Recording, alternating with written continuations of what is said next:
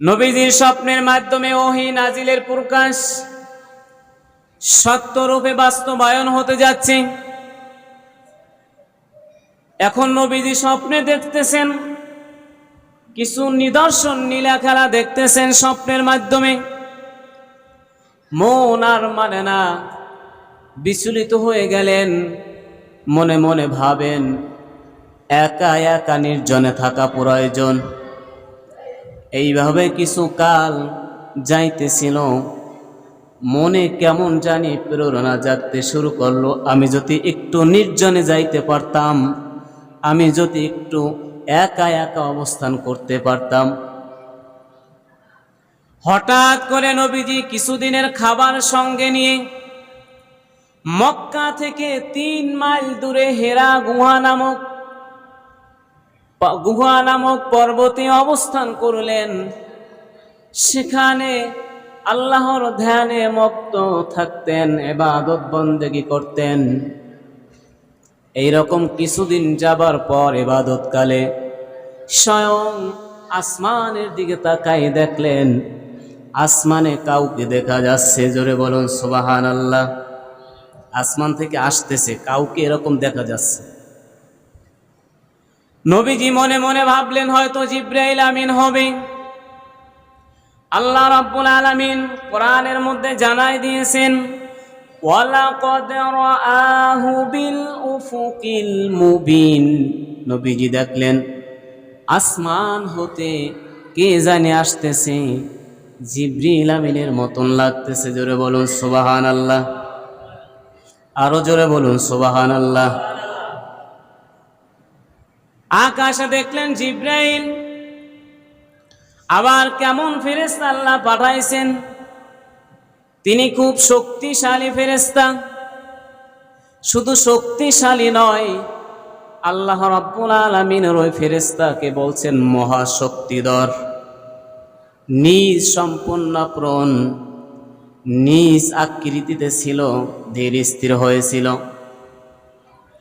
আল্লামাহু শাদীদুল কুওয়া যু মিররাতিন ফাস্তাওয়া ওয়া হুয়া বিল উফুকিল আ'লা।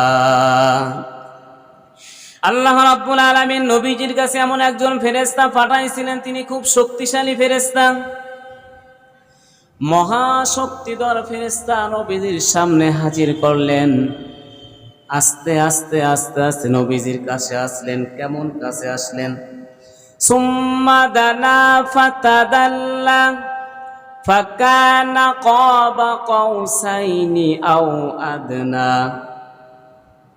আল্লাহ রাব্বুল আলামিন নবীজির কাছে জিবরাইলকে পাঠালেন। আস্তে আস্তে নবীজি নিকটবর্তী হয়ে গেলেন।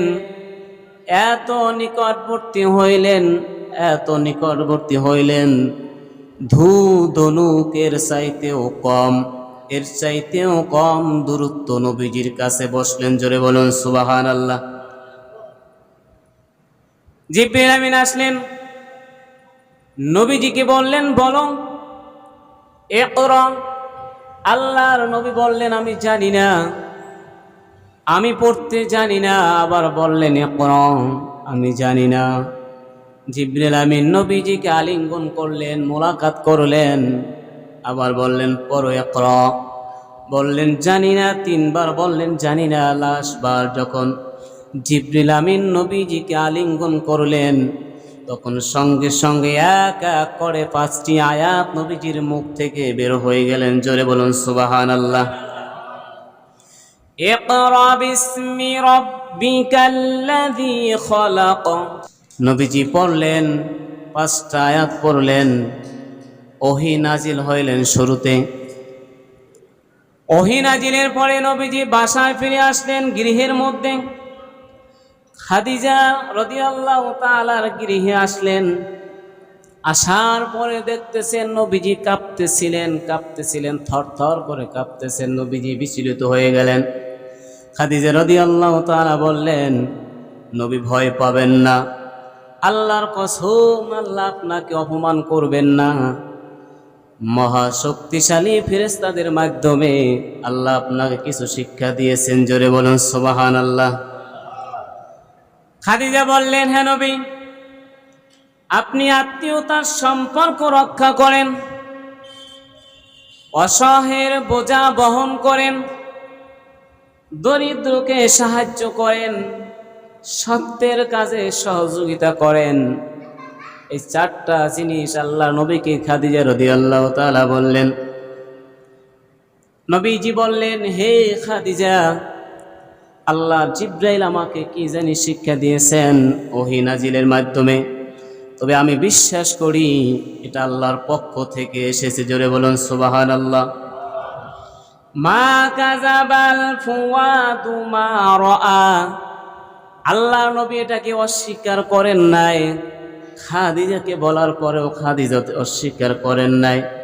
সর্বপ্রথম খাদিজা রাদিয়াল্লাহু তাআলাকে বললেন, পড়ো লা ইলাহা ইল্লাল্লাহু মুহাম্মাদুর রাসূলুল্লাহ। দাওয়াতের কাজ শুরু হয়ে গেল।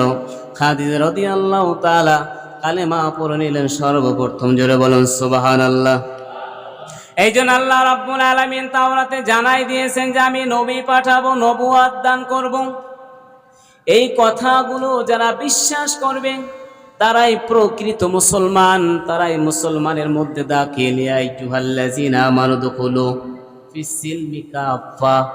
আল্লাহ রাব্বুল আলামিন জানাই দিয়েছেন, হে ঈমানদারেরা, খবরদার, পরিপূর্ণভাবে মুসলমানের মধ্যে দাখিল হও, কিতাবের উপরে বিশ্বাসী হও, হিকমতের উপরে বিশ্বাসী হও, কোরআনের উপর বিশ্বাসী হও, নামাজের উপরে বিশ্বাসী হও, আল্লাহর হুকুমের উপরে বিশ্বাসী হও, আল্লাহর তরফ থেকে, নবীর তরফ থেকে যা তোমাদের কাছে নিয়ে আসছে সব কিছুর উপরে বিশ্বাসী হও। যদি পরিপূর্ণভাবে বিশ্বাসী হইতে পারো তাহলে তুমি পরিপূর্ণভাবে মুসলমান। জোরে বলুন সুবহানাল্লাহ। আর যদি পরিপূর্ণভাবে বিশ্বাসী না হইতে পারো তাহলে তোমার মধ্যে কিছু খেলাফ আছে, মুসলমানিত্ব কিন্তু থাকবে না। কথা বলেন ঠিক কিনা?